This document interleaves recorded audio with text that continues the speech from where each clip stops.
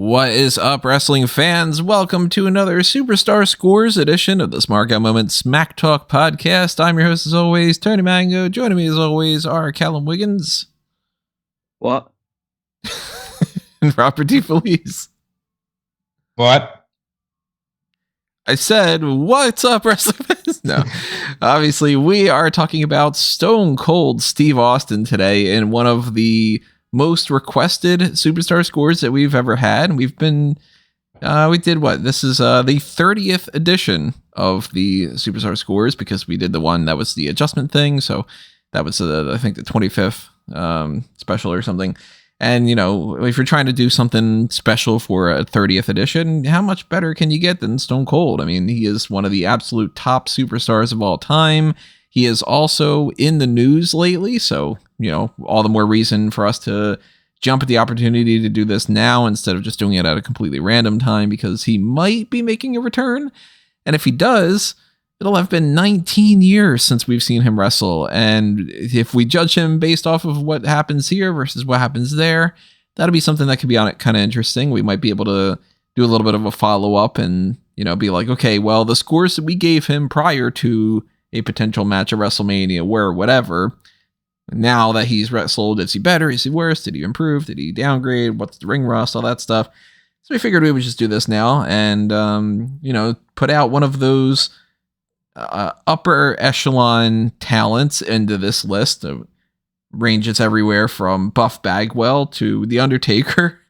And we've done enough of these where we've gotten some people that are kind of on that middling spectrum on almost every category. I don't think we've had anybody that's been... I'm looking at the list right now. I don't see more than maybe like one or two for certain categories, but I actually don't think that there is a single person that oh wait, no, you know what? I was just gonna say, I don't think there's a single person that got a less than a 5 on some of these, but no, every single person has gotten their scores, and we've kind of balanced them all out. And, you know, we've gotten ranges from the 80s. It seems like it's kind of the way that a lot of these go. You know, Brock Lesnar, our score, for instance, was, if you combine all three of ours, it was 80.67. Be kind of interesting if we would upgrade that now. I don't know. We might change some of the public relations or something at the very least. But our lowest right now, you can find that kind of information out here and there. But I think our lowest total combined is Buff Bagwell, 48, looks like. I don't think we're going to come anywhere close to that. We might come closer to the higher range. Undertaker right now, I think, is the highest at number 90. And we're going to break down all 10 categories here. We're going to give you a score, or give Austin a score, I should say, from 0 to 10. 100 is the ultimate goal. That's pretty much impossible, but hey, you know what? You got to do what you got to do. So as we go along and we do this, we want to tell you our scores, but we want to know what you have to say and what your scores are. So drop them in the comments below. And while you're over there and you're chatting it up about this or anything else you want to talk about, hit the like button, hit the subscribe button if you haven't done that already. Ring that little notification bell as well, so that way we go live. You get the notifications, including this Sunday. Most likely what we're going to do around noon is our WrestleMania 21 watch along, which is sponsored through the Pick Your Poison tier on Patreon. And technically speaking, I guess 5 is on our YouTube members only thing. It's exactly the same thing. You just donate the same amount of money, and then there you go. But they also have the Darkcast tier if you're interested in that on the monetary side of things. There's also the TeePublic and Redbubble, and you can just hit the little donate button, the little thanks card, or whatever the fuck you would call that thing. I don't know what they call it now. They keep changing things on YouTube. But the game plan is, as it normally is here, one by one, category by category, we will give you our scores, and then we'll tally it all up, and we'll see where Austin places on the field. Generally speaking, if you were to not reveal what your score is, but what were you thinking that you would potentially end up with a total score with before you started this? Like a 95, you know, like Austin's so great in everything he does. Like even the areas where you think he might be lower rated, like athleticism. For Austin, it's great athleticism. For Austin, it's a great physique. So it's like he's really going to be high up there. Yeah, I'm saying 90 plus. Probably a minimum expectation for me. I'll admit, I thought that I was going to rank him higher than what I ended up giving him, but that's not to say that he got a bad score by any means. I'm green all across the board here. I have no red. For red, I always use for the negatives, and I use like a yellowish kind of orange sort of deal, or whatever it shows up on whatever the thing I'm using for the 5 score.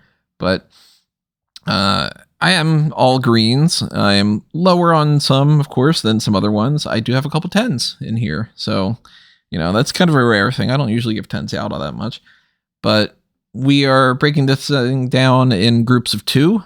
Like the umbrella categories, essentially.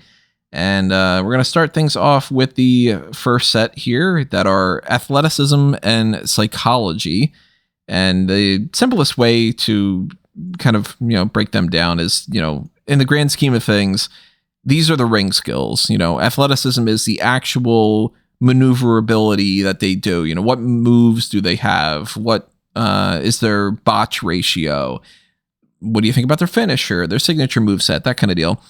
Psychology is more of the storytelling aspect, and that's their ability to do things like sell their injuries in the ring instead of just do spot after spot after spot and act like it's not an actual match.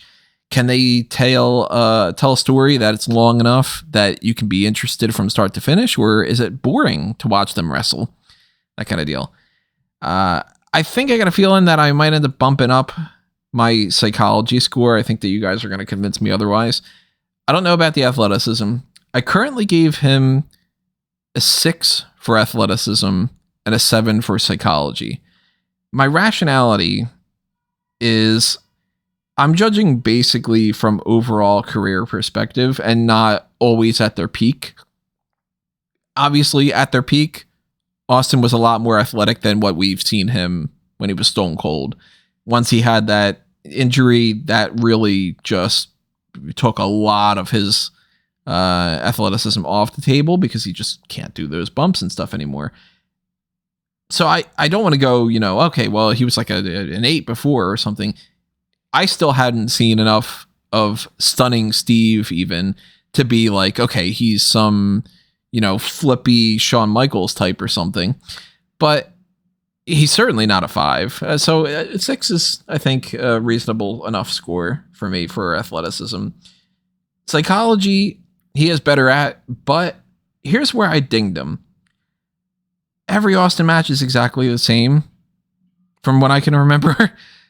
It's pretty much just, I'm going to do the couple of moves and I'm going to do the, if I'm on top, I'm just stomping a mud hole and I'm just, kind of showing off.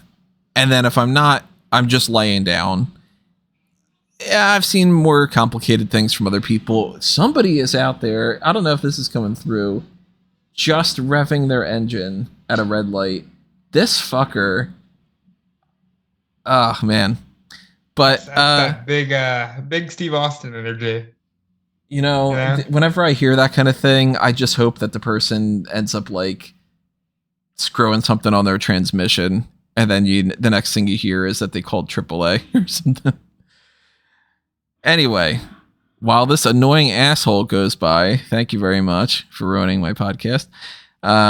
6 and a 7 athleticism and psychology for me. I got a feeling you guys are going to be higher, and you might be able to convince me otherwise. What do you guys got? You want to go first, Cal? Sure. I've given him a 9 for athleticism and a 10 for psychology. Okay. So here's we go. Steve Williams, Stunning Steve, even through to just Steve Austin, especially in the early days of his WWE tenure, was an excellent pro wrestler. And you don't have matches like he had with Bret Hart at WrestleMania 13 if you're not an excellent wrestler. And you can say, yeah, I can kind of buy into the idea that every Steve Austin match is the same. Guess what? Every Ric Flair match is the same. Every Shawn Michaels match is the same. Every wrestler who's ever wrestled for WWE's matches are the same because they all use the same moves and they all have the same structure attached to them. Bingo. So yeah, I'm not going to punish him for that in any stretch of imagination. The only the difference is in the psychology of the nuances that you can add to any particular situation, and Austin had his psychology absolutely down. The only bad thing that I ever really saw him do in a match was when he got his neck broken and had to do the worst roll up in history on Owen Hart. But that's kind of acceptable when you've broken your fucking neck. Other than that, he was, yeah, I thought his matches were exceptional. He had excellent matches with basically every other top star that you could put him up against. The Rock, Kurt Angle, Chris Benoit, Triple H. He's had 4 5-star matches with pretty much every single one of those people. So, yeah, I'd say even up to his very last match with The Rock is an excellent match as well. So, yeah, absolutely zero complaints from me here. When I kind of glanced over at your scores and saw those numbers, I thought you were absolutely insane. Yeah, I don't know what the hell you're on about, Tony. It's I gave him an 8 and a 9. I can definitely bump that psychology up to a 10, and in fact, I will do so. I have no problem with that. But like a 6 for athleticism, even if you're just counting the Stone Cold stuff, Steve Austin, up until that neck injury, is a great wrestler. Look at the Final Four. Look at the matches with Brett. And quite honestly, if you're going to, talk about athleticism, Austin's in the weird place where his injury, his career-threatening injury in '97, ups his psychology and shapes the athleticism that we would kind of grow to understand is the Steve Austin style. So even with that terrible injury, it's still fantastic. And I mean, he is as good and as cerebral of a performer as anybody. I'd put him right up there with, Foley or Triple H or Rick or Shawn. Like, he is that good. And yeah, I can't think of any reason to give him anything below an 8 in either category. And we're starting off strong because I already changed it to a 10 for psychology. I'm willing to bump him up a little bit here. I'm not going to go that far because I'm looking at my list of some of these other people and I'm like, all right, well, if I gave, score of like an 8 for athleticism to Jericho, I can't go an 8 for Austin for that. Quite frankly, I think that Jericho's score is pretty low for athleticism. I'll put it this way. I have only one person on my entire list of people that I've done who I've given a 10 to athleticism, and that's Daniel Bryan. I'd put Austin right at the tier just below that. Like, he's for me, he's parallel to Shawn Michaels. He's parallel to other people I've got 9s, Jericho, Rob Van Dam, people of that ilk. So yeah, I think Austin is as talented in ring, especially if you do go back to some of his younger days where he was Stunning Steve. It is just remarkable how different of a worker he is between that. I almost like think that bumps up both the psychology and athleticism even more because he had to learn a completely different style to continue wrestling after his injuries.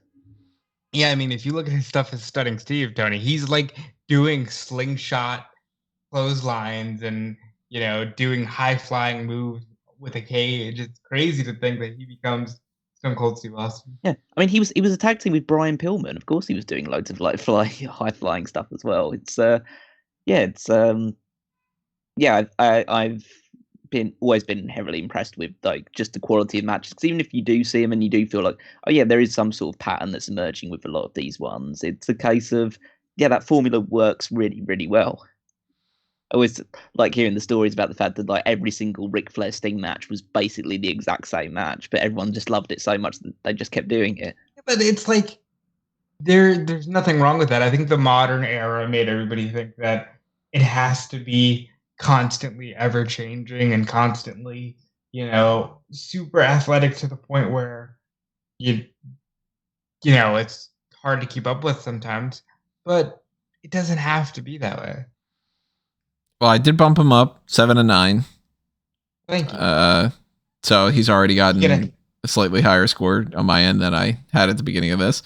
Not a whole lot of other wiggle room for some of these other categories. I mean, for God's sake, Tony, he could at least be a better athlete than Bray Wyatt, considering we know how you feel about Bray Wyatt. Bray Wyatt I have at a 6, so he is higher up than that. He's got a higher score right now than Roddy Piper. He's got a higher score on athleticism than let's see. Bob Holly, obviously Ultimate Warrior, etc. Higher score than Goldberg. But we move over to, once we pass by the ring skills, we go over to the mic skills. And this one's going to be interesting because I can't imagine that we're going to have much of an argument here. Charisma and character. Charisma is their literal mic skills, whether they are stuttering or if they are, captivating as somebody who's just going out there, grabbing a microphone and speaking.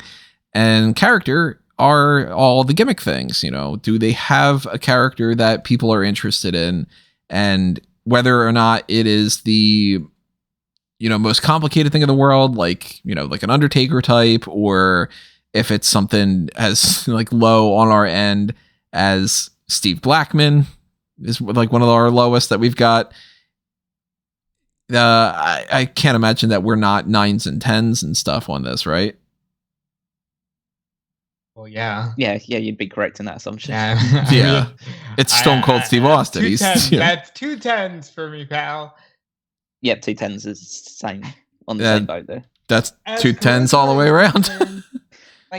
As charisma is concerned, there is nobody that gets a louder pop than Stone Cold Steve Austin. One of the most shared videos across all of social media is a moment where Austin enters an arena. I think it was actually Madison Square Garden for the Alliance, where he was going to beat up the Alliance. Like, that's one of the worst angles in wrestling history, and it's like the most shared clip because of how nuts. I do think you're confusing charisma with popularity again. Well, you have a tendency to do this. But but it's all part of it. It's all part of captivating an audience. Well, spoiler alert, he's going to get a 10 on that. So no. But yeah, his mic work is unparalleled. I would say unparalleled, but like he has so much presence. Everyone hangs on every word he says. It's always done with the right cadence, the right style. He's got catchphrases. He's got all this stuff that you can add to it. I added to the point as well that his stuff in ECW, when he kind of like really started to get the mold of what Steve Austin would become, is some of the funniest shit. Like him just pretending to be Eric Bischoff, sitting in a backstage area with a big like a suit bongo top on and stuff like that, and bongos and no pants on, and it's just like him just like going crazy. He had so much. Like, it's almost like that firing from WCW just decided, he just switched on his brain. He's just like, okay, I'm going to do what I know works. And WWE let him run with it, especially, the one thing that I had about, especially on the character side of things, was the one thing that was potentially switching between the 10 and 9 for me was the Ringmaster. Yeah, I mean, originally had him down as a 9 until I started thinking more about just how incredibly captivating the character was as like, because it's ultimately, I mean, he's had a couple different versions of characters. The Stunning Steve character is definitely different from the Ringmaster. It's definitely different from Stone Cold, but the piece de resistance is Stone Cold, and Ringmaster sucks because it's just a guy that's like, I can wrestle and I'm with Ted DiBiase and it makes no sense really. But in the grand scheme of things, that's what, a year and a half, maybe. Yeah, that, yeah. And then you've got, once he starts going into the actual Stone Cold character, it's such a big difference. Like, I mean, we're talking a 4 versus a 10. And I'm like, hold on, I want to correct you just real quickly because you said a year and a half. It's about like 2 or 3 months, and they correct course real quickly. Was it really? Because didn't he come in 95? And he comes in at like, or is it the tail end of 95? He comes in at like Christmas, and he's building towards King of the Ring as Stone Cold. Yeah. So not even that then, yeah. Yeah, one of his first matches is, I don't say one of his first matches, but I know it wasn't too long that he was in the 96 Royal Rumble as the Ringmaster, and yeah, that was one of his like earlier matches. So and that doesn't surprise me. I mean, he was still doing stuff with ECW in like mid to late 95. So even then, I was being way too generous on that. Like, on that regard, it's not even like that character's so bad too that it would, offset things. Like he had a character I like to try to think of like one of the worst characters that's ever been out there. What's like one of the worst absolute characters? Like Fry Ferguson. yeah, like it's if he would have had something like that or Bastion Booger or Yeah. whatever, Same then person. you'd start to go like, okay, well we can't make him a 10 out of his full career, but you almost just act like it doesn't even exist. And Stone Cold Steve Austin, you give him a microphone, he literally got the word "what" over to the point that the worst thing in wrestling history, by the way. 20 years later, people are still doing it. Just on Monday Night Raw this week, I forget who was cutting a promo. It was Reggie, I think. Yeah, and it's just people are what in the middle. You know of that? what? I've changed my mind. I think I'm giving him a 0 all the way around. But see, even though that got taken into a direction where it's like, all right, that's a little bit annoying. I mean, it's stood the test of time, and it's one word. You got what, and you got yes, and you got whatever. Like those things matter, and he's got so many of the other ones too, and that's the bottom line because Stone Cold said so. I forget what I was watching the other day, but it was something completely unrelated to wrestling, and somebody was just kind of like, and that's the bottom line. And I just immediately said, and Stone Cold said so, because Stone Cold said so in my mind. You got the give me a hell yeah.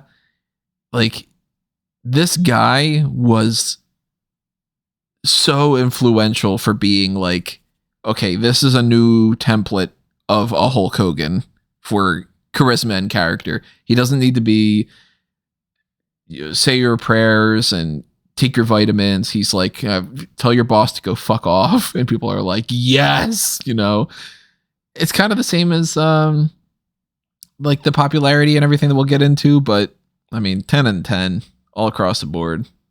Mm-hmm. You can't get much better than that.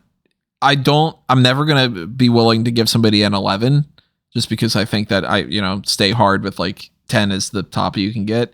Yeah. But, there's some people out there that they have the ability to become a potential 11. And I think that that's Austin for those.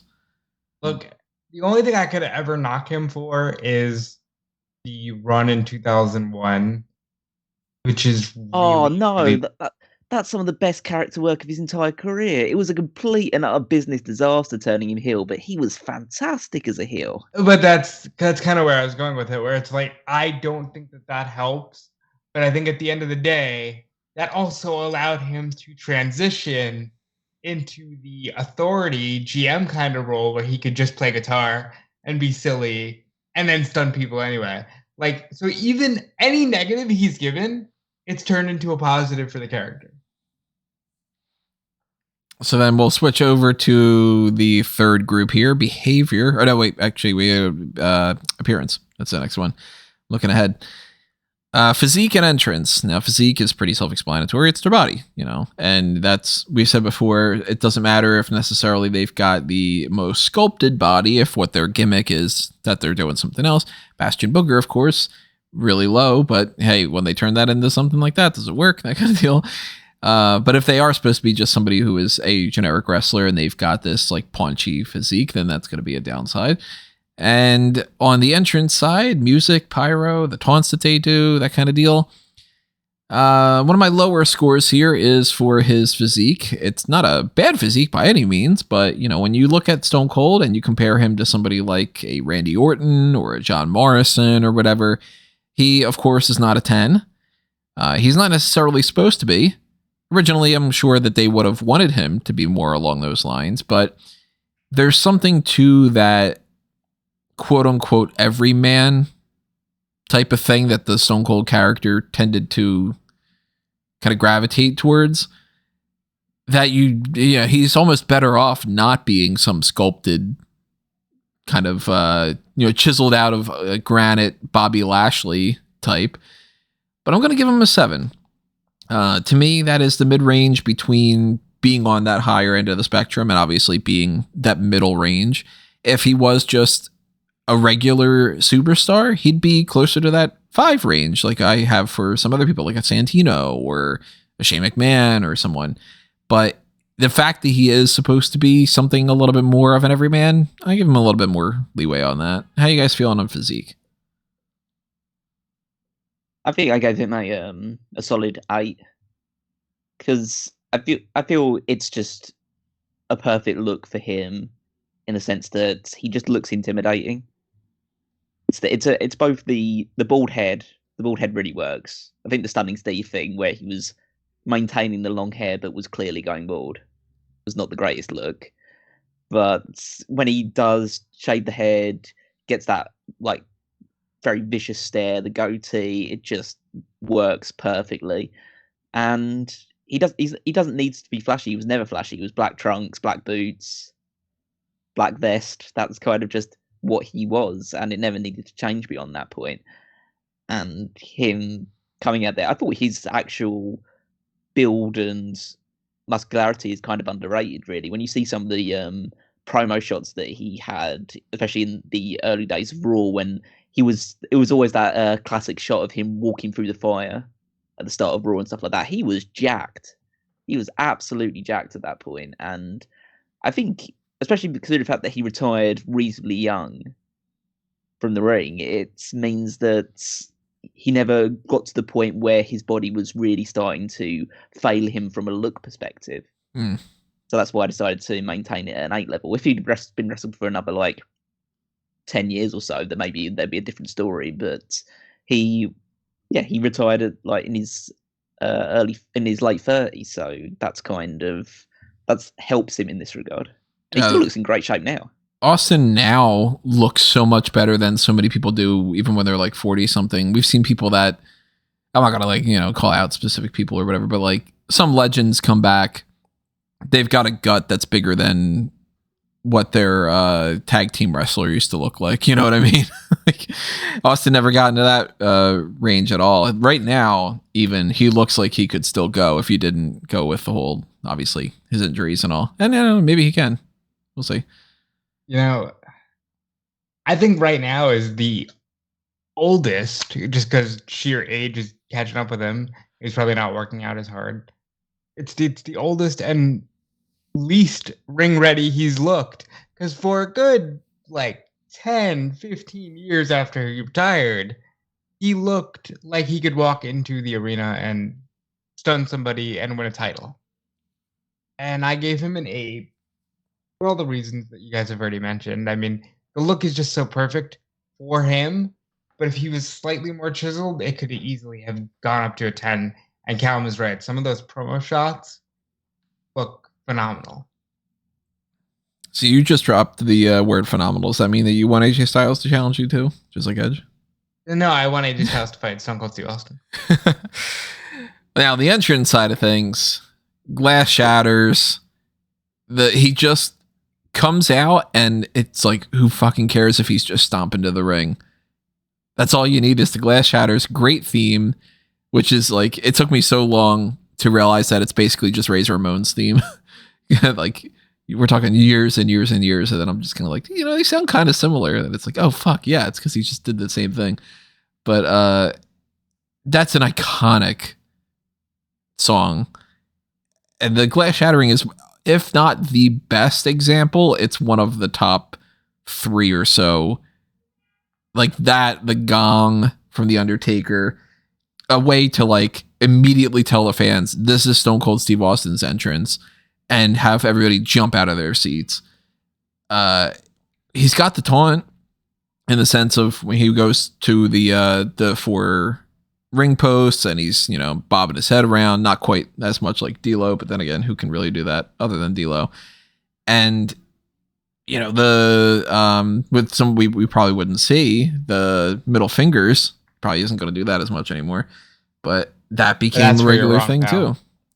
You don't think that WWE is going to stop that and just have him put his hands up in fists? No, he's Steve Austin. It's the same reason why The Rock can come on TV right now and mention pie and strudel or whatever he wants, because he's The Rock.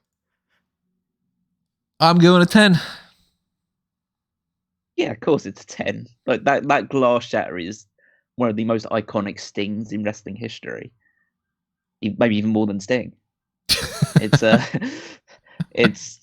just hear that and you just know that all hell's about to break loose, and that's there's so many iconic entrances. Like Rob talked about, the one with him coming down to the ring to fight off the Alliance, the one where he comes back at Backlash 2000 to help The Rock out, and just it's because you know that glass is then just about to be followed by the entire crowd just roaring, absolutely. And yeah, all he does is just stomp to the ring, does it with purpose, does it with intensity, gets to the corners, does the double gun salute, and we're off to the races really at that point. But that's, I almost kind of wanted to lump in also, even though it's not technically an entrance, it's the exit, but the whole beer drinking at the end of matches as well. That's like, it's all part of the, just made him so easy to like during that entire period. He was just so relatable. It's like every male fan in the audience could just say like, yeah, that's my guy.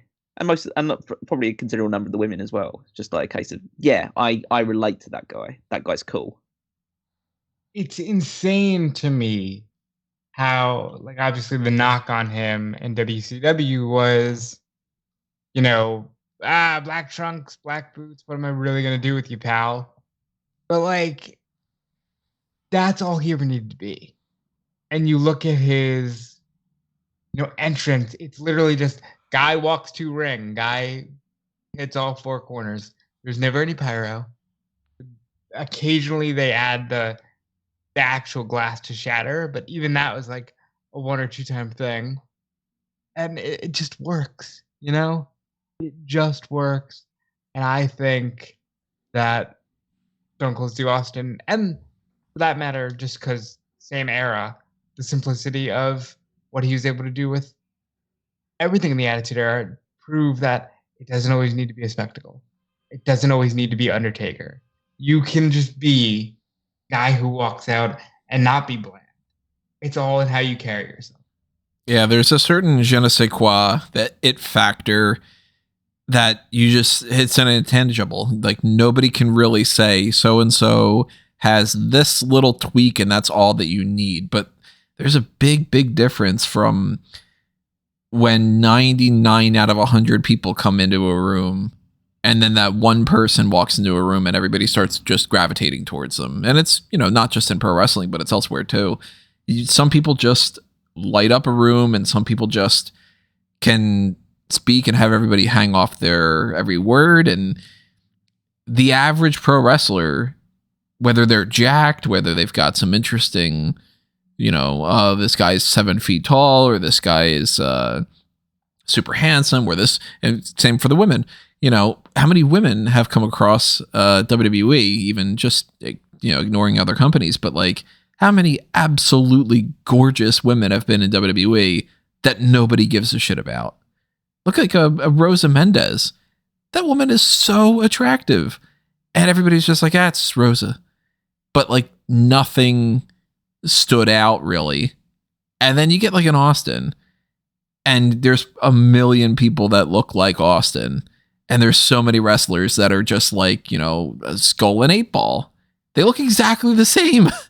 But I mean, how many wrestlers, shitty indie wrestlers were not able to make a career off of just a kind of look like Steve Austin? Right. And it's like you take a Skull and an 8-Ball and you have them come out and just walk to the ring. Nothing happens. You have them on a motorcycle to the ring. Nothing happens. Stone Cold Steve Austin walks and people are like, fuck yeah, I'm excited. It's just, there's something to it. And it's not just the theme song, because plenty of people have had awesome themes and they've been shit wrestlers, and some great wrestlers have had shit themes and it still worked. But the theme is great. Austin's taunts are great. I love the glass shatter. I think that's cool too. So the couple of times that they did that, that's very neat. I always think, of course, if you go with like one Austin entrance, I think about that one WrestleMania where they've got that kind of panning around the crowd shot. I'm blanking on which WrestleMania was. I think it's 18 or is it 19? Might be 17. No, I think it's 19 because it's the one where he comes out and there's this huge ramp that he has to walk down and stuff like that. And they get this great camera shot like behind him walking down to the ring and stuff like that. That's his final ever match, so they really played up well. That's why, again, that's part of the reason why I'm so in two minds about this return, because I just think that final match is perfect. He really does have a good ending to his career. It ends at Mania against The Rock. Is it worth coming back even for the paycheck? Is it worth it? Because it's perfect. Paycheck's $9 billion. Well, Okay, like, it's worth it. The Saudi government's just like, okay, we're gonna give you everything that we owe WWE and then some. Obviously, great scores going along here. Let's switch over to one that we might not have as high of a score for, and this is the behavior section. We got backstage professionalism, which is essentially the locker room stuff that we are aware of at the very least. You know, the more stories that come out about people not willing to put somebody over or being a bully backstage or being more of a politician or anything, then the worse, of course, it is. The more stories about people that are, you know, you can bet this guy is going to help you out on the road and this guy is always willing to help out anybody and all that stuff, then the higher score you get. And then there's the public relations side of things, which we are aware of as far as the charity work, the talk shows, whether or not they put a bad image on the company with getting arrested and stuff, or if there's somebody who is like a Titus O'Neil, who is basically just like, hey, I exist to be like, let's go to this Boys and Girls Club and I can talk about how they you can better themselves with these 90 different options of all these positives and stuff. This one's going to be the thing that takes Austin down a little bit, I think, because we do know still it'll be very little.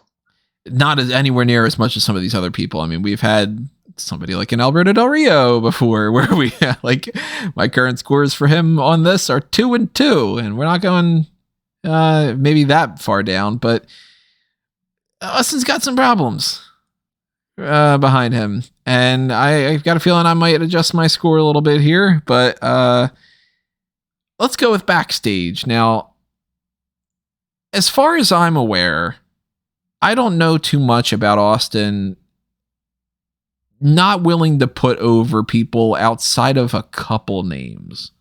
There's like literally the one. The main one is the Brock Lesnar one. Yeah, and even then he wanted to put him over. Right. It's not how they wanted to do it. And even Brock has since said, I don't blame him. Right. It's one of those weird things with Austin where that would be in other circumstances would be seen as a terrible case of backstage unprofessionalism. Essentially refusing to do something, and then when you get they basically say, oh, it's going to happen, you just walk. But he was, and I've always claimed it, he's totally justified in that action. Why the fuck would you just have him lose to Brock Lesnar in the first match on a random episode of Raw in a King of the Ring qualifier match? You build to that match. That's a match that you build to. That's a WrestleMania caliber match. Yeah. You know what's interesting is I think it was a sign of things to come, because we've definitely seen numerous situations like that since then. But it's all the more perfect as to why, no, Austin's of a different era, of a different breed, and he's not just going to let you do that. The thing about Austin is that Austin was incredibly protective of his character. Like, probably more than most people in history. Yeah, and he was a top star, and he knew it, and he decided that he was going to... He always would seemingly be willing to do the job when it made sense, or there was a purpose behind it, or there was some kind of rationale. And then when something that came up which he didn't agree with, he would go back against it. Case in point, obviously talk about the Brock Lesnar one. He flat refused to have that match with China at SummerSlam for the WWE Championship when China was the number one contender for the WWE Championship. He got that changed. He got it changed to the point where he refused to even put Triple H over. He said that if I'm dropping the title at SummerSlam, I'm dropping it to Mick Foley, and then you can do whatever the fuck you want with it. So, which is awesome. He refused to have matches with Mark Mero and Jeff Jarrett for the WWE Championship because he didn't think that they were at his level. Well, I know for a fact, like the Mero one, I don't know if it was supposed to be for the belt, but it was right after Sable had powerbombed Mero, and he's like, well, then I'm not even getting in the ring with him because I'm just not going to do it. And same thing with Jeff, I think was more, he's not on my level. But like, nowadays that seems like, oh, what a shitty person. But it's like, isn't that the way it should be? Like, shouldn't you want the best possible outcome for your character? And considering how high up Austin is on that totem pole, it's not like he is like Jinder Mahal trying to be like, I'm a former WWE champion. I don't want to put over Rick Boogs. Fuck you. Put over Rick Boogs. You know what I mean? That's of course not something I've heard. But like, if that were a theoretical, like it's Stone Cold Steve Austin. The guy is. You look in a crowd in 1998. Every fucking person's pretty much got either an NWO t-shirt, a DX t-shirt, or an Austin 316 t-shirt. This guy saves the company. He's this multi-time champion. He wins more Royal Rumbles than anybody. He essentially won 4 of them, even though he only won 3 technically. But like, this guy is Stone Cold Steve Austin. And yeah, if he doesn't want to work with Mark Mero and he thinks that that's just a waste of his time, putting out that concern, I get it. You know, and, you know, yeah, he could just be more generous. But if he is more generous, he wouldn't be Stone Cold Steve Austin. And it doesn't seem like it comes off to me as much as it does poorly with like the Triple H side of things, where sometimes it sort of feels like Triple H was protective of his character almost out of spite, I guess. Triple H was protective of his character, and it's not like Triple H wasn't a big star, but I think Triple H protected his status by keeping others that could have reached either his level or gone above him, and he kept them down in order to protect his position. Austin knew that he was the top star with the company, and he had every single metric to prove it. He got the loudest pops going out to the ring. His merchandise sold like crazy. Mm-hmm. He was like protected as anyone really in that period of time. Every single thing pointed towards the fact that you are our top star. You are the biggest name in the company. You're the biggest name in the industry right now. And so he would be protected for it, but he had every reason to be.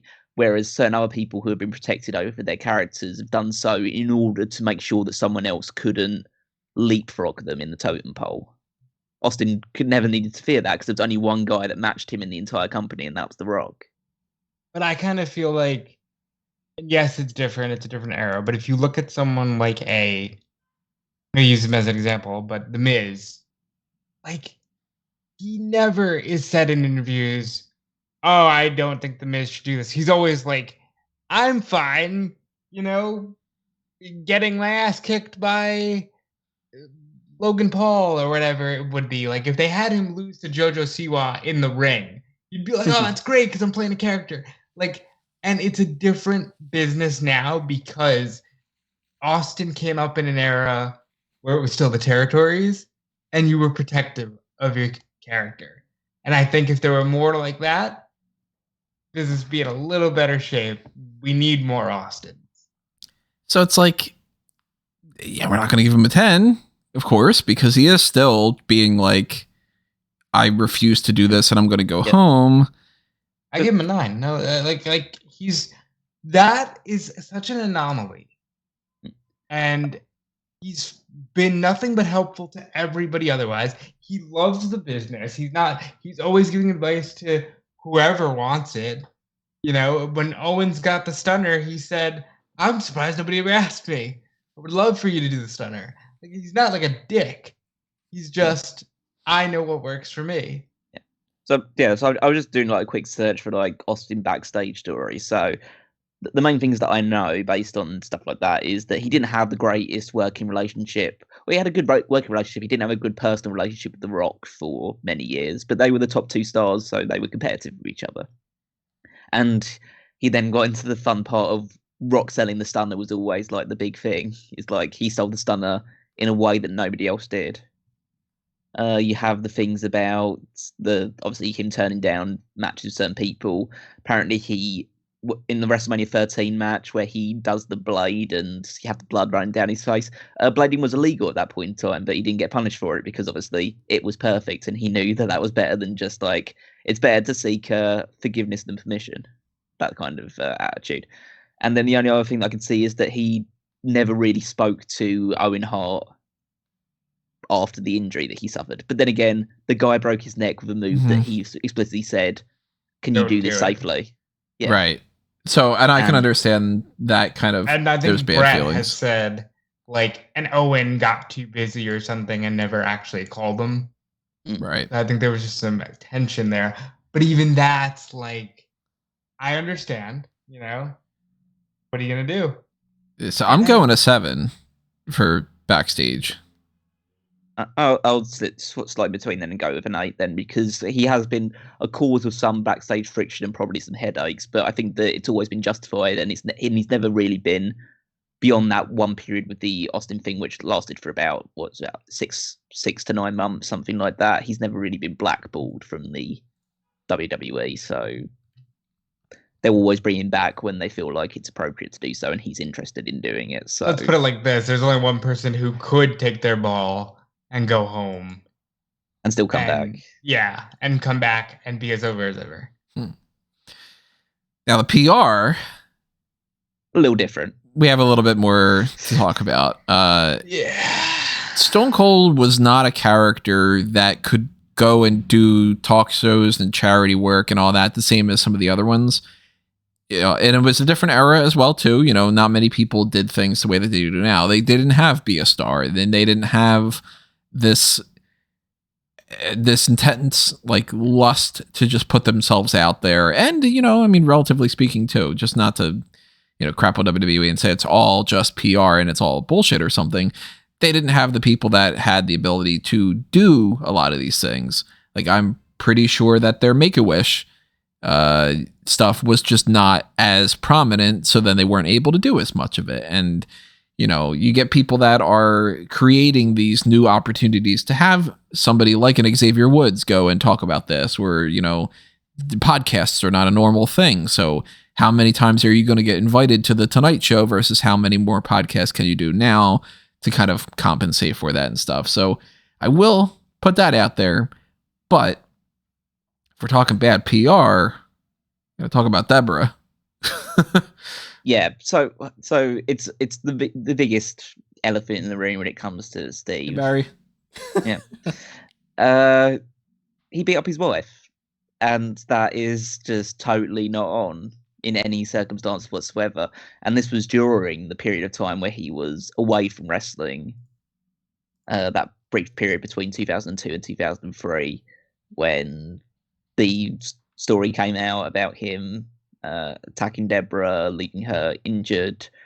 Like, the actual like punishment that he received from it was like minimal at best, like a suspended sentence, a $1,000 fine, like 80 hours of community service. It's like, yeah, I guess that's the attitude towards domestic abuse at that point in time. But that's the case. It's also said that a girlfriend in the years following Deborah also claimed that Steve Austin beat her up as well, or at least like showed some signs of domestic violence, even though there was no actual criminal case or no charges were formally put on that one as well. But it was something that was at least put out there into the news. So yeah, that's like a big red flag. And then we also have to get into the side of things with Austin's relationship with alcohol and drugs.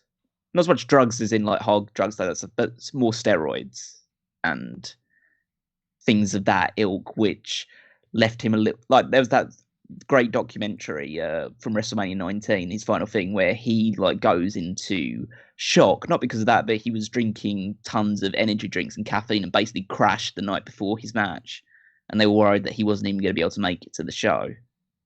And it's amazing how candid that documentary is, considering how hushed up that they've occasionally been about certain topics like that. But yeah, he's clearly not a perfect human being, but he's one of those people who I kind of say in the same breath as someone like a Mike Tyson, who everyone knows what he's done in his past, like the terrible, horrible things he's done in his past, but he's Stone Cold Steve Austin, so who cares?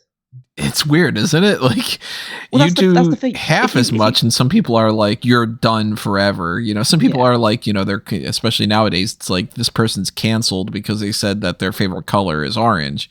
And then it just becomes like, oh my God, you know, this person's awful. And then but you can't do that to Steve Austin. You just, like, obviously there are limits. If he came out that he'd killed someone, then yeah, that would be something that probably would probably tinge it a little bit. But I mean, people look at this like how much it took to finally get Hulk Hogan to be taken down like any number of pegs. And with Austin, it's a case of, yeah, he has done that thing, but it's kind of almost treated as an isolated incident. and that, I don't know, people at the time just didn't really focus in on it a lot. Like, if it happened nowadays, especially with social media the way that it is, it probably would have had a much more detrimental effect to his perception in just the eyes of fans and many other people. But because it happened at the time that it happened, and he was in the position that he was in, it kind of got swept under the rug pretty quickly. Doesn't mean that it's right, but that's what happened. And now Austin does appear on all of these talk shows, and he's got reality TV deals and stuff like that, and was brought back to host Tough Enough and all this other stuff as well. So it hasn't left any real blemish on his career and reputation. Yeah, it's like obviously, like the Velveteen Dream, he recently talked about how that hashtag of Fire Velveteen Dream completely derailed his career. You're not seeing, when Stone Cold pops up, Twitter just going nuts with Fire Stone Cold. Why is he here? That kind of thing. People just go, fucking Austin's back. Like, so do you think that this is a case where maybe this gets brought up this time around if he does come back? I think there's more of a chance now than there was when he wasn't wrestling. If he does, of course, wrestle, because people just, there's this gravitational pull that people seem to have these days where it's just sort of like, oh, that person got hired by this company. Let's dig up dirt and let's try to be adversarial and everything like that. But I don't think it's going to catch any real wind. Well, like, I'm just saying, like, we did see Brian Kendrick. Right. Yeah. Completely taken off Dynamite and completely taken down because of things he said openly, by the way, on, like, this part of the advertising for a certain DVD. Do we think that this is one of those, all right, now is the time, let's put more eyeballs on this Austin thing? Because it's a generation of people now who will not be accepting of this news whatsoever. I would say if I'd have seen more of it in the wake of the announcement, at the very least, or at least the rumors circulating that he is coming back, if I'd have seen more discussion about that already, then I think there is a great possibility. The fact that there hasn't been, and people were just excited to have Austin back. Yeah, it's just, I think he's one of those exceptions. Like, he really is Tyson. Like, it's it's Tyson. Tyson came back to have those matches with Holyfield, like in his like 40s, 50s, whatever he is now, and stuff like that, where they were just doing these like gimmick matches, and no one really brought up any of that stuff. They're just like, oh my god, Tyson's fighting again. That's the attitude. It's like you reach a certain, and again, I'm not saying this is right by any stretch of imagination, but the way the world works, you reach a certain zenith of fandom and popularity.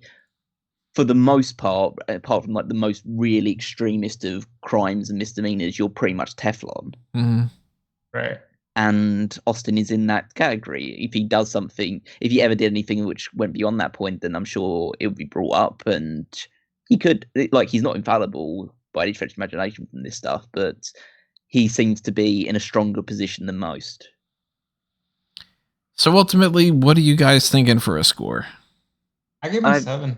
Like, it's not that low, but at the same time, as we've just belabored, it's still Austin, and yeah, like, this is the lowest score I'll give him anywhere, but even then, it's like, he's still out there doing PR for WWE. What is he doing now? Not the car shield, but like the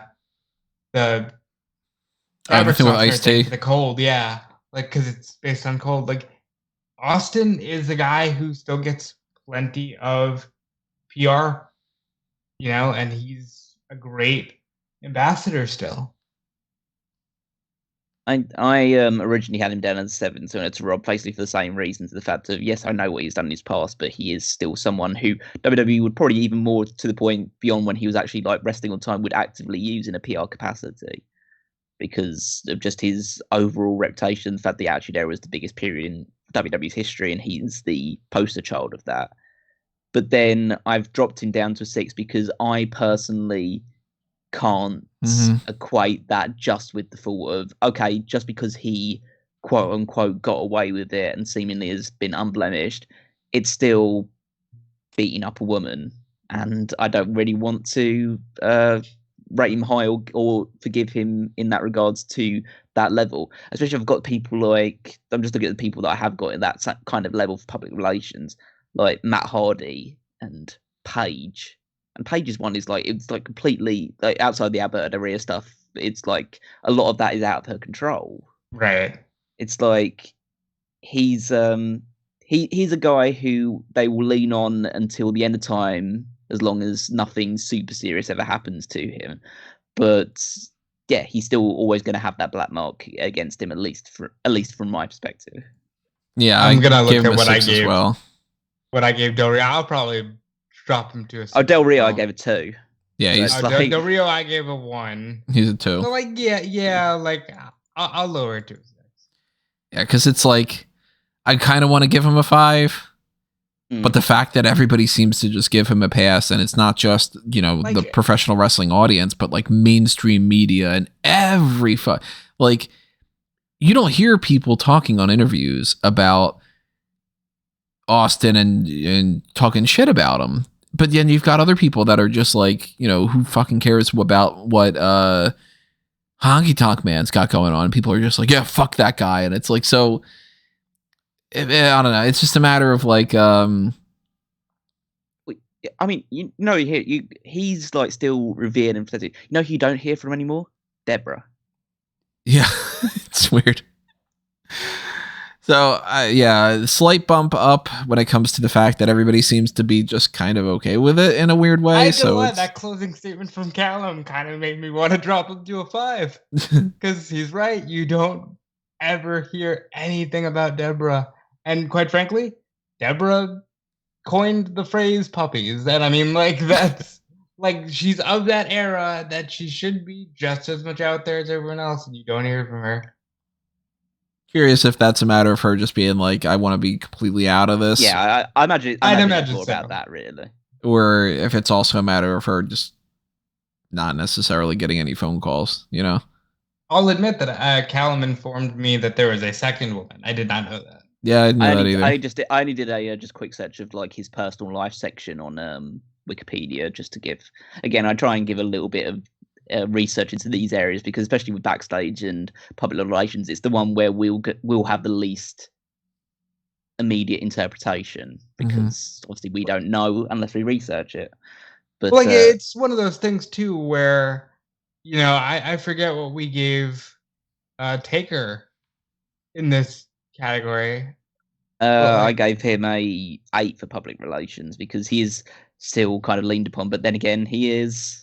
But I think we Texan. probably did that before, like all the other stuff. Because when he went in the Hall of Fame, everybody was like, people of a certain generation were just like, "Ew, this guy, because he's a Texan," you know. And I don't think we need to say more than that. It's like Austin, I guess Austin is too. Yeah.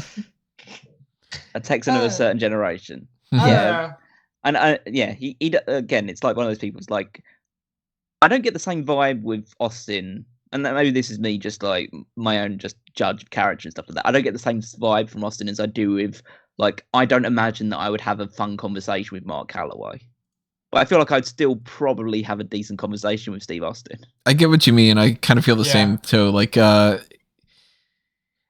course, everybody's a politician in their own way. They're all going to have their own, you know, point of view for certain things, and nobody ever fully lines up with everybody's perspective of like, are you more of a centrist on this? Are you more of a left or a right or whatever like that? And even, you know, somebody like myself who tends to lean a little bit more left, I see a lot of things that I'm just like, yeah, that's way too left for me. And then there's other things where I'm like, how the fuck can you be that far on the right? Like that kind of thing.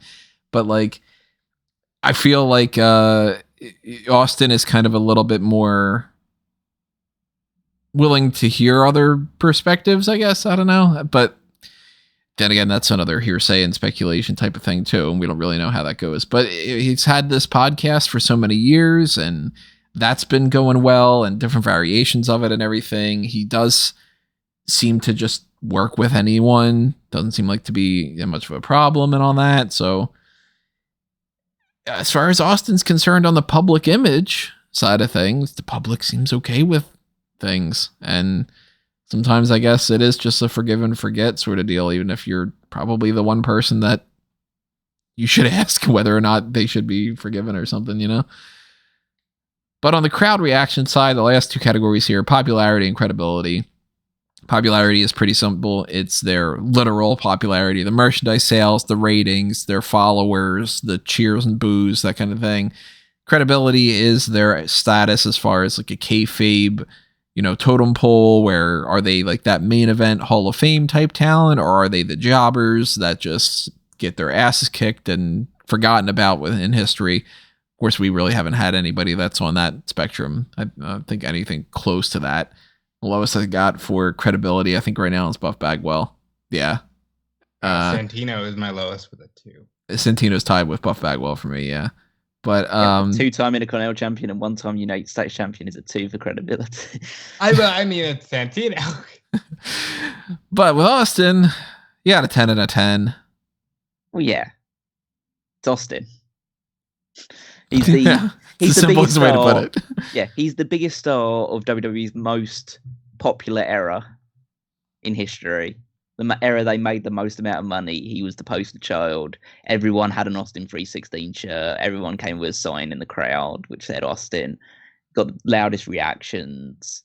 Yeah, the biggest star of the biggest era of their company's history. And credibility, 6-time WWE champion, 3-time Royal Rumble winner, multiple main events of WrestleMania, Intercontinental champion, in WCW, United States champion, television champion, tag team champion multiple times in WWE, King of the Ring winner.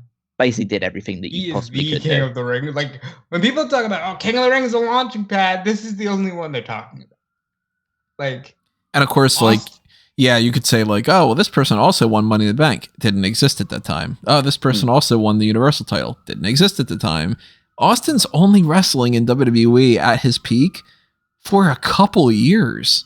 Yep. And he does everything one after another. And to a level that is just at an absolute peak, because it's not like they're shoehorning a lot of these things in there. Like, Austin wins 1997 Royal Rumble, and it seems like it makes sense. He doesn't main event WrestleMania, but whatever. That's like a weird kind of scenario. He wins the 98 Royal Rumble. People go fucking ballistic. The 99, he basically wins it. Let's put it down that way. Main events WrestleMania. 2000 comes along.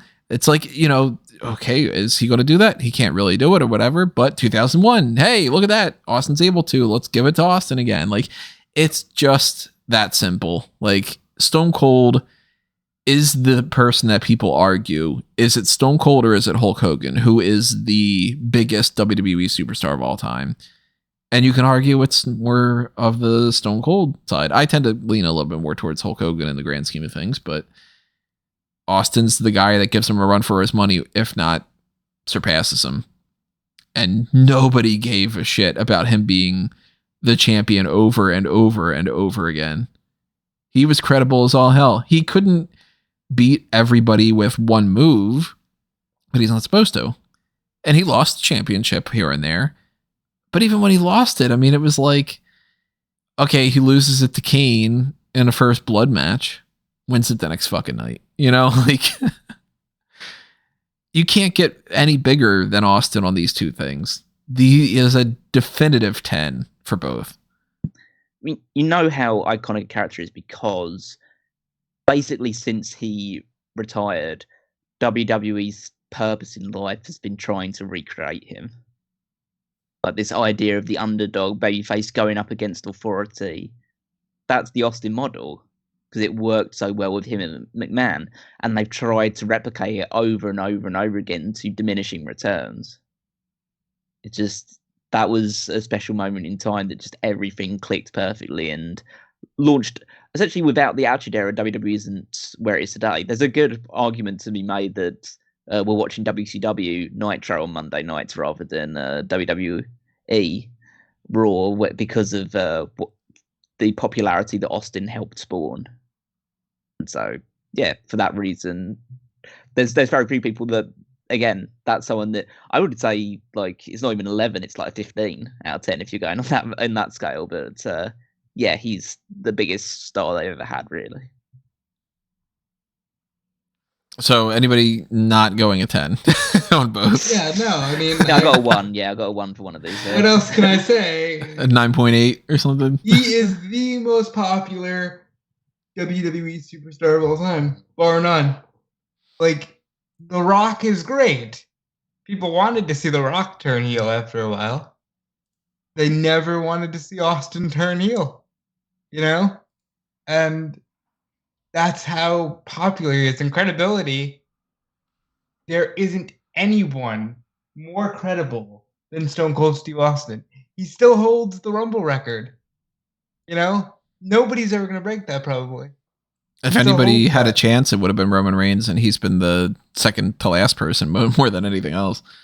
You know, I mean, unless they want to just give one more to Cena if Cena decides to do it. True. And even then, it's Cena who's on a completely different level himself for his own era. It's Stone Cold Steve Austin's a 10 for this. And I think, honestly, this might be the first time we all had the same score across the board. I mean, for the end score, no. For the end score, yeah. No, it's not. That's what I did say. Oh, that's good. Rob, you have, I believe, a 91 is your end score. Mm-hmm. And Callum, yours is also a 91? I do have a 91, yes. And I have an 86. Because You're I wrong. just had lower on a couple points here and there. You know, you add 5 more points to things like the athleticism and I found it quite funny by physique. we're just scrolling down. It's just like you have Austin ranked the same level as Kane. And So, yeah, I exactly. want to correct too that the reason I thought we all had the same score is because I'm looking down and Tony's ranking people that we haven't even done yet. So that's what I was looking at. Yeah, I also have scores already, at least for when I did them. Things can change, but I have scores for Hulk Hogan, John Cena, and The Rock, and I have one score for Chris Benoit, but not the end score. But it's just the public relations. We know. We know that's good. So yeah, it's 86 and 91 and a 91. That balances out to an 89.33, which means he is just barely the second highest rank that we have on here. I mean, by 0.661 essentially, just slightly underneath Undertaker, or actually no, just like by 1. Undertaker is 90.67. So I mean, you can't get it much closer than that. Austin is Austin. He is a Mount Rushmore type of guy. I don't remember offhand if he is on our Mount Rushmore, but I know he's at least in the discussion for that. Yes. He is every bit worthy of having one of the absolute highest scores. He's the type of benchmark person that this Superstar Score thing exists for. And I'm hoping that, and of course, if anything changes where it's like, oh, suddenly we're talking about, John Cena won his 17th world title and let's do the John Cena one or something, or, we get around to doing The Rock for next year at WrestleMania, probably. I'm really hoping that we can do one that's on the extreme low side to see, okay, well, Austin, as close as you can get to practically 10s across the board. Let's see if we can get somebody who's closer to those zeros. And, Dude, I'm so looking forward to the Von Wagner Superstar Scores. Why Von Wagner out of all people? This is Von Wagner. The Lars Sullivan Superstar Scores, maybe, or I'm trying to think who else would Bastian Booger Superstar Scores, or and I'm just thinking of people that would just fit into a lower category. I mean, we did have that list of the worst superstars of all time. We can kind of go off of. Oh yeah, definitely. There's tons of those. Yeah, tons of those. The hide and rate Superstar Scores that do it. That Lars Sullivan one might be pretty interesting. Yeah. We know he's going to get some bad scores on some of those. So if you do have any suggestions of some other future editions that you would like to see, we seem to kind of do these in a way where it's sort of like, maybe we'll do 1 a year, maybe we'll do 3 a year, maybe we won't do any in a year. It's kind of just at random. But if we decide to do a couple more here and there, then, of course, we'll take your suggestions into consideration. And you could also sponsor it. Like we've had some other people in the past have been like, no, I want you guys to do the Superstar scores for, I believe Edge was one of the sponsored ones, or it might have been Matt Hardy or someone. I think Kane was a sponsored one. Kane might have been, yeah. So, there's the Pick a Poison tier, and you can request that for your favorites or your least favorites, or if you want us to do anything. Like, we were thinking about actually doing one about Cody Rhodes, and then it became like, well, we kind of did the adjustment already, so I think that a lot of the discussion would stay the same. But Austin's got a good score here. He's green all over the place. That's what you want to see if you are on Superstar scores. And I don't think anybody can really complain about that. Yeah, I mean, it's what you get into the business for. I think it was Edge who cut the promo on Raw that was just talking about how much WrestleMania means. And when they're of that era, it seems so much more authentic.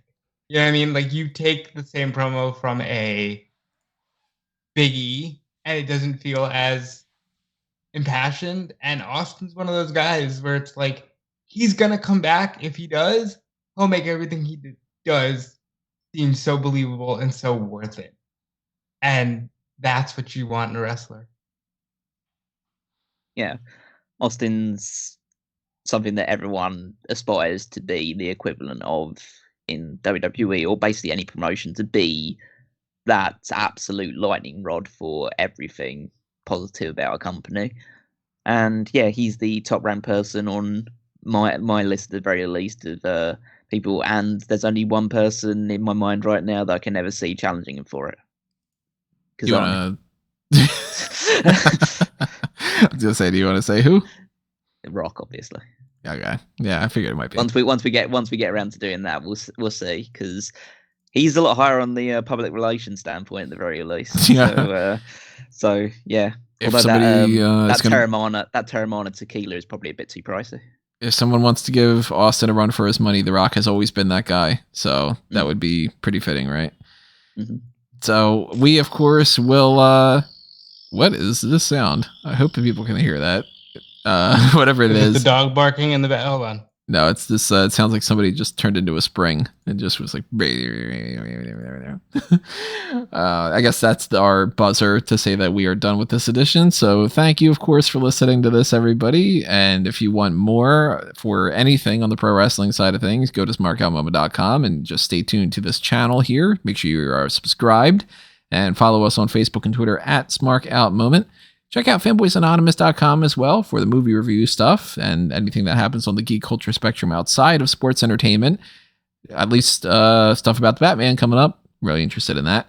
And if you want to follow anything else that I have going on, I am at Tony Mango all over the place. So, check me out on Twitter and stuff. Sometimes I just decide to rant about how much I don't like an episode of Raw or something. And maybe I'll do that on SmackDown or something. I don't know.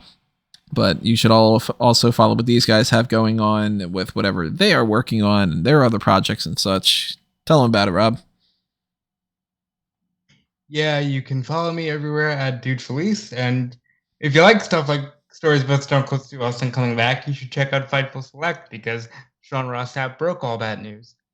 And yeah, just keep following along with what we're doing, because I think you're going to get a lot more of these. Because this was fun, this was easy, this is built in the past, and for stuff that's fun and easy and relates to stuff in the past, check out the stuff that Callum and I have done. Right, Callum? Yeah, you can go back into the archives for the Smart Moment stuff and check out both 2001 A Wrestling Odyssey and the Paul Heyman SmackDown podcasts.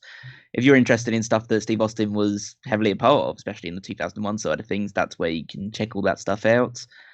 And yeah, of course, you can follow me on Twitter at Wigmeister14. Check out all of the articles on the smartcoutmoment.com website, including the power rankings, my week-to-week contribution. And yeah, that's it from me. I guess is what's going to do us in for this edition. Thank you, of course, again, to everybody who's listening. Thank you for all your support in whatever fashion it is. And we will see you next time with the hot tags coming up at the end of the week. And then next week, we'll roll into AEW Revolution, and then we'll continue the road to WrestleMania and, keep talking about that stuff. But adios for now, everyone. This has been another Smark Out moment, and we're being counted out.